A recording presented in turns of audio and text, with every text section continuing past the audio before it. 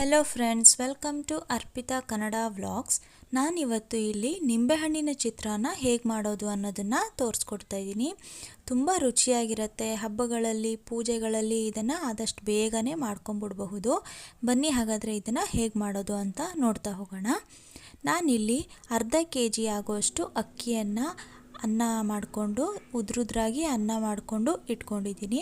ಹಾಗೆಯೇ ಇಲ್ಲಿ ಸ್ಟವ್ ಮೇಲೆ ಒಂದು ಪಾತ್ರೆ ಇಟ್ಕೊಂಡು ಇದಕ್ಕೆ 3 ಟೇಬಲ್ ಸ್ಪೂನ್ ಆಗುವಷ್ಟು ಅಡುಗೆ ಎಣ್ಣೆಯನ್ನು ಹಾಕ್ಕೊಂಡಿದ್ದೀನಿ.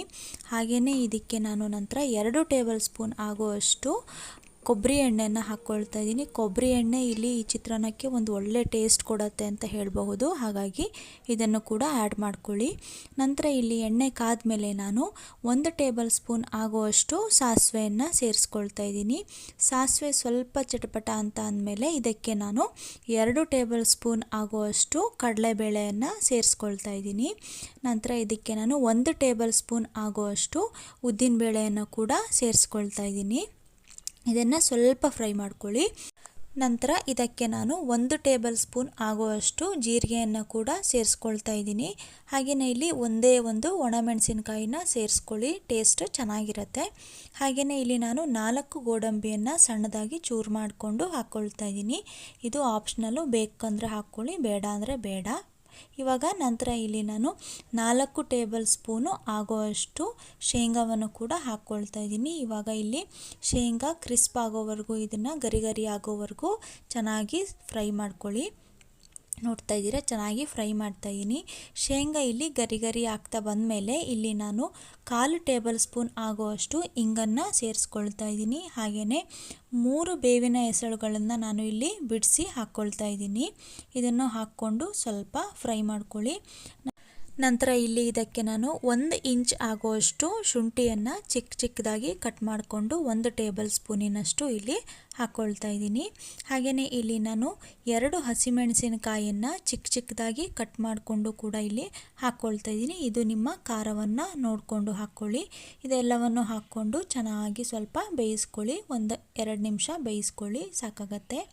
ಇದು ಚೆನ್ನಾಗಿ ಬೆಂದಮೇಲೆ ಇವಾಗ ಇದಕ್ಕೆ ನಾನು 1 ದೊಡ್ಡ ಈರುಳ್ಳಿಯನ್ನು ಚಿಕ್ಕದಾಗಿ ಕಟ್ ಮಾಡಿಕೊಂಡು ಹಾಕ್ಕೊಳ್ತಾ ಇದ್ದೀನಿ. ಈರುಳ್ಳಿ ಚಿತ್ರಾನ್ನದಲ್ಲಿ ಒಳ್ಳೆ ಟೇಸ್ಟ್ ಕೊಡುತ್ತೆ ಅಂತ ಹೇಳಬಹುದು, ಅದು ಬಾಯಿಗೆ ಸಿಗ್ತಾ ಇರಬೇಕಾದ್ರೆ.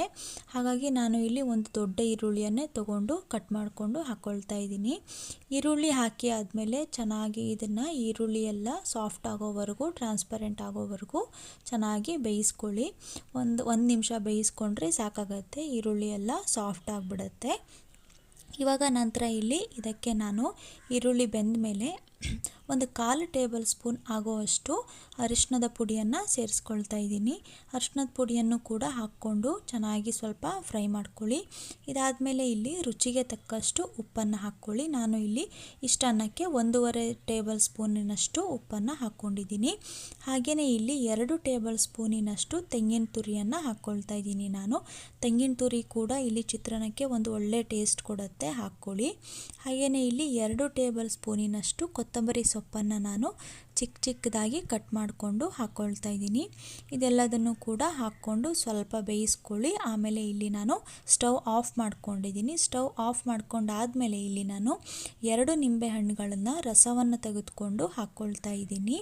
ಇದನ್ನು ಕೂಡ ಹಾಕ್ಕೊಂಡು ಚೆನ್ನಾಗಿ ಒಂದು ಸಲ ಮಿಕ್ಸ್ ಮಾಡ್ಕೊಳ್ಳಿ. ನಿಂಬೆಹಣ್ಣಿನ ರಸವನ್ನು ಸ್ಟವ್ ಆಫ್ ಆದಮೇಲೆ ಮಿಕ್ಸ್ ಮಾಡ್ಕೊಳ್ಳಿ. ಇವಾಗ ಇಲ್ಲಿ ನಾನು ಅನ್ನವನ್ನು ಏನು ಮಾಡಿ ಇಟ್ಕೊಂಡಿದ್ದೆ ಇದನ್ನು ಎಲ್ಲ ನಾನು ಇಲ್ಲಿ ಇದಕ್ಕೆ ಗೊಜ್ಜಿಗೆ ಹಾಕ್ಕೊಳ್ತಾ ಇದ್ದೀನಿ. ಹಾಕ್ಕೊಂಡು ಎಲ್ಲ ಚೆನ್ನಾಗಿ ಮಿಕ್ಸ್ ಮಾಡ್ಕೊಳ್ಳಿ. ಎಲ್ಲ ಕಡೆ ಹದವಾಗಿ ಹಿಡಿಯೋ ಹಾಗೆ ಮಿಕ್ಸ್ ಮಾಡ್ಕೊಳ್ಳಿ. ಮಿಕ್ಸ್ ಮಾಡಿಕೊಂಡ್ರೆ ಇಲ್ಲಿ ಇವಾಗ ನಮಗೆ ನಿಂಬೆಹಣ್ಣಿನ ಚಿತ್ರಾನ್ನ ಅನ್ನೋದು ರೆಡಿಯಾಗುತ್ತೆ. ಇವಾಗ ನೋಡ್ತಾ ಇರಬಹುದು ನೀವು, ಚಿತ್ರಾನ್ನ ರೆಡಿಯಾಗಿದೆ. ಈ ಥರ ಚಿತ್ರಾನ್ನ ಮಾಡಿಕೊಟ್ಬಿಟ್ರೆ ಅಂತೂ ಚಿತ್ರಾನ್ನ ಇಷ್ಟ ಇಲ್ಲ ಅನ್ನೋರು ಕೂಡ 2 ಸಲ ಹಾಕ್ಸ್ಕೊಂಡು ತಿಂತಾರೆ, ಅಷ್ಟು ಚೆನ್ನಾಗಿರುತ್ತೆ ಇದು ಚಿತ್ರಾನ್ನ. ನೀವು ಮನೆಯಲ್ಲಿ ಟ್ರೈ ಮಾಡಿ ನೋಡಿ, ಹೇಗಿದೆ ಅಂತ ನನಗೆ ಕಮೆಂಟ್ ಮಾಡಿ ತಿಳಿಸಿ. ಹಾಗೆ ನನ್ನ ಚಾನಲ್ನ ಯಾರು ಸಬ್ಸ್ಕ್ರೈಬ್ ಮಾಡ್ಕೊಂಡಿಲ್ಲ, ಹೋಗಿ ಪ್ಲೀಸ್ ಸಬ್ಸ್ಕ್ರೈಬ್ ಮಾಡ್ಕೊಳ್ಳಿ. ಹಾಗೆಯೇ ಪಕ್ಕದಲ್ಲಿ ಕಾಣ್ತಾ ಇರೋವಂಥ ಬೆಲ್ ಐಕಾನನ್ನು ಕೂಡ ಕ್ಲಿಕ್ ಮಾಡಿ. ಇದರಿಂದ ನಾನು ಮಾಡೋ ನೆಕ್ಸ್ಟ್ ವಿಡಿಯೋದ ನೋಟಿಫಿಕೇಷನ್ ನಿಮಗೆ ಬರುತ್ತೆ. Thank you.